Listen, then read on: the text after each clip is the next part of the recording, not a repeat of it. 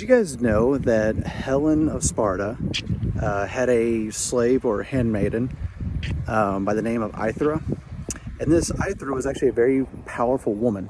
She was princess of Troezen, who is also the daughter of Theseus. She was asked by Bellerophon to be his wife, and was not granted.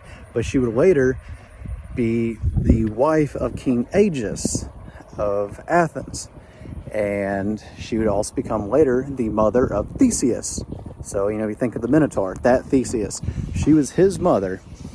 So what happened was, when Theseus came and took Helen back with him to Athens forcefully, he put her in the care of his mother Aethra.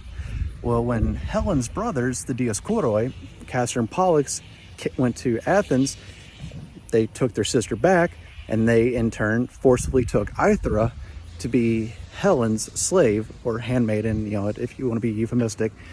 But she was forcibly brought back to Sparta. She then went with Helen to Troy, and after the war, her grandson Acamas recognized her after the war when they were dividing up all the women and everything. And so he went to Agamemnon, and he and his sibling Demophon, they're like, hey, that's our grandmother. We want her back. We want her to be free. To which Agamemnon and Helen and Menelaus convened, and they said, okay, yeah, sure. And so Aethra was then returned to Athens with her grandsons and became a free woman again.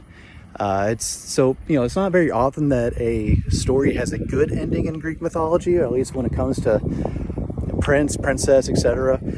In her case, she went from being a princess to kind of like a queen, more like a consort, then a slave at another city with the same person, and then free back to be a member of the royal family in Athens. So, that's one time it's a good story.